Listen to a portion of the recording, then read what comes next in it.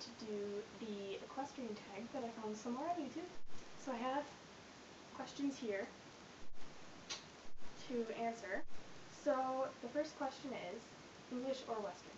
Personally, I like English, just because my body shape, my movement style, my riding style is much more English oriented. In the Arab world, it's all kind of generalized because a lot of people that show in the Arab world can just get thrown on completely random horses, and you could be showing hunt one day and Western next, so it's good to know everything. I've done a little of everything except for driving and saddle seat. So I've had lessons in Western pleasure, I've had a couple of very amateur jumping lessons, and I do show hunt pleasure, so that's a general thing. I did show dressage very briefly, but I don't think I'm going to continue with it. And I'm planning on showing barrel racing this summer a little bit. Pony or horse? I prefer horses. I never got along with ponies. We only have one pony at our barn.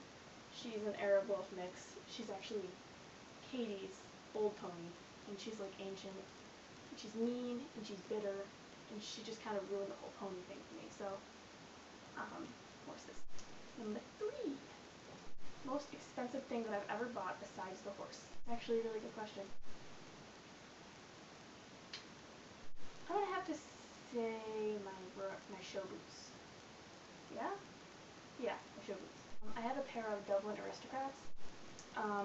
Funny story. I got them like 4 years ago, which means that I grew, and my calves eventually got too big for them because I used to be a normal calf and now I'm a wide. And I went to put them on last summer at a show, and the zipper just ripped. So I rode it in them. I had to because I still had 4 glasses. And I just used black electrical tape around it, and then I threw them out because they were useless. I couldn't get them fixed. And I ordered a new pair. Stupid me forgot to order the field boot version. The next pair of boots I'll get are probably going to be the field boot equivalent of those boots, just because I like the field boots better. I didn't used to like the laces, but now I do. It's the least expensive thing you've ever bought for horseback riding. Well, I go to a lot of tack swaps because I'm pretty disadvantaged in the money department. So I think the least expensive thing I've ever gotten was I got a lunge whip for $2 off of a 4-H friend. So, I mean, if you don't count secondhand stuff, then I'm gonna have to say maybe my bucket tie. I have a little bucket tie and it clips to the bucket ring, and you can like use it in all different ways, and it's got a loop on one end and a clip on the other, so that was like $3. So I think that's the cheapest thing I've ever gotten. How old were you when you began riding? Well, I was in 5th grade when I started, so I must have been like, I want to say I was about 11-ish? No, I was 10. Yeah, I was definitely 10 because my birthday's in March, and I started riding in December. So I was 10 when I started riding. How often do you ride? Usually I'm on a half lease, which at my barn is, you can go to the barn 3 to 4 times a week and ride, but you can also go to the barn just whenever and help out. But due to money issues, I'm on a quarter lease now, so that means 2 to 3 times a week. So I usually go every Wednesday, Friday, and every other Saturday. What do you call where you ride? The barn. I do know people that call it the stables, though. I've never heard anything else. Ever. Am I just weird? Most recent thing you bought for horseback riding? I recently got a barrel racing shirt from my grandma. It's kind of like a men's style, but it's like lady size. Let me see if I can find it. This shirt, my grandma gave it to me for, since I'm doing barrel racing this summer, I need a long sleeve button down for that. So I'm only probably going to do 1 or 2 shows, but the most recent thing I bought, like with money, my show helmet. Yeah, because I haven't had a show helmet before the one I have now. I got the Iron Age Olympian helmet. Which, you know, it's a cheap helmet, it's not the best quality in the world, but it works, and it's better than wearing a hubcap because I'm one of those helmet fanatics. I won't shove my beliefs like down your throat, but I'm always 100% gonna wear a helmet. Who do you look up to in riding? This is gonna sound incredibly kiss butt of me, but my trainer. She's one of those people that she'll throw you all of these curveballs and she'll challenge you, and praise is very seldom, but that's her way of teaching, and I actually like that. A lot of my favorite teachers have been like that, so she's always, always, always getting us to work on something new, and once we accomplish something, we're immediately moving on to something else. So, once you get praise from her, that's a big deal. So, and she's got solutions for pretty much anything. She's taught me the most out of anyone that I've ever known in the horse business, so definitely my trainer. But if I had to pick someone famous, I did meet Darren Chiacha.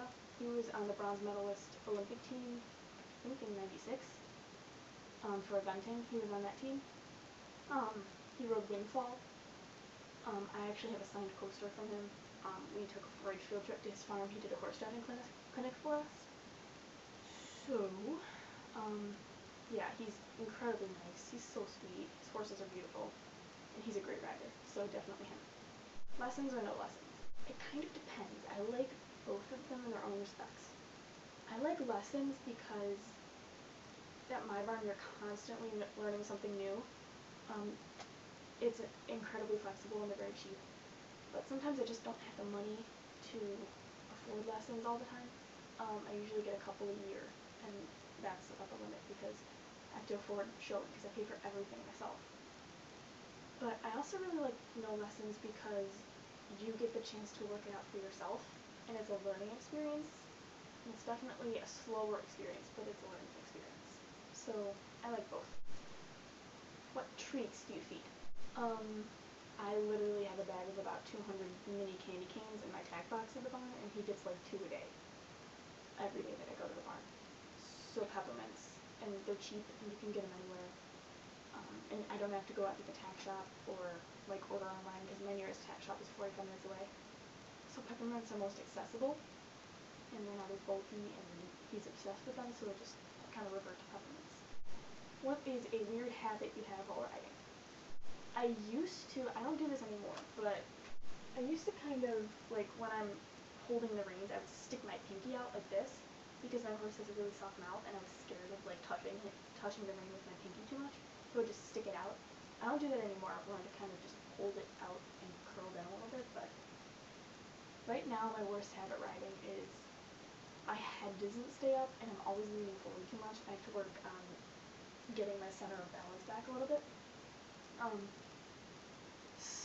That's not really a weird habit though. So I always, for some weird reason, have to wrap the horse's left leg first with the polo wraps. I'm not really sure why. I always start with the left leg. It's a weird habit, I know. Shoot me. What is your ideal job with horses? If money were no object and I could do whatever I wanted without having to worry about living conditions, I would want to become an Arabian show trainer, just like my trainer.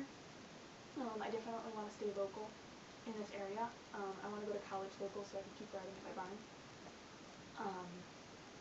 But that's not going to happen probably because it's very difficult to get money in that field, and I'm not really sure I'm up to it because I'm not sure if it'd be all too successful. So what I really want to do right now is I want to go into working with 4-Hers, kind of like, I'm doing that a little bit now that I'm done competing in horse bowl and hippology.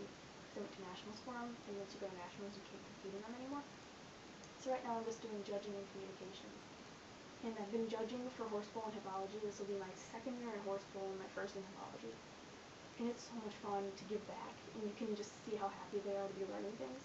So I definitely want to be a 4-H leader of some sort. But I also love to not necessarily work as a vet or with a vet tech, but I want to work with equine science a lot. Even if it's just like an informational research job, I think that'd be great because that's one of my strengths. Equine science is definitely a big strength of mine. So if I could do that and then be like a part-time trainer and have a 4-H club on my barn and stuff, that would be the perfect job for me. Do you have or collect briars? I don't collect them. I used to kind of, but not anymore. I have like 1, 2, 3, 4, 5, 6, 7, 8, 9, and then a couple of little ones. I have 9 of like the normal size, and then a couple little ones from when I used to get them as like birthday presents and stuff. But I never really like put a ton of effort into collecting. It's not really just my thing, and I used to be obsessed, but not anymore. And the last question is, what is your favorite online tag shop? The last question is, what is your favorite online tag shop? In terms of selection, I really like just for general stuff, I like Dover. But they're a little bit overpriced. I find that State Line Tack has a lot of the same products that I'm going to need for a lower price. Even if it's just a couple dollars, anything works. But as far as just general tack shopping goes, SS Tack is probably my favorite right now because they have so many more products for specifically Arabians. They have like the Arabian Western model reins and stuff, and like specific show gear that's just for Arabians. You can get a lot more specialized stuff from there. They have like the training headstalls, training reins, all that stuff. So, and their prices are a lot lower than that of Dover.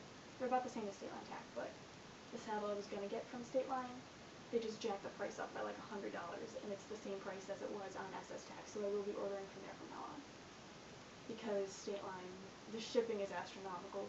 Like I was gonna get a $5 pair of gloves, and the shipping was $10. So I couldn't afford them anymore, and SS Tack is a lot more affordable. So SS Tack. So that's it. I hope you enjoyed the equestrian tag that I got. I stole this from the Equestrian Diva.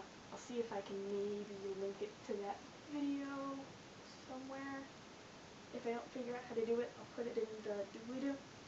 I tag everybody else in the Tricolor Equestrians Club. So that means you, Nat, Julie, Katie, Sarah, Joy, Joe, Abby, all you guys. If you want to do it, that's fine. I'd love to see your responses. And if not, I'll kick you. And everybody else, if you feel like doing it, go for it. We'd love to see what you do. You could put it as a video response, or you can put it as a video response to the original video, which we'll link down below, just in case you don't figure out how to do it. So, toodaloo, adios, hasta mañana, see you later, alligator, bye-bye.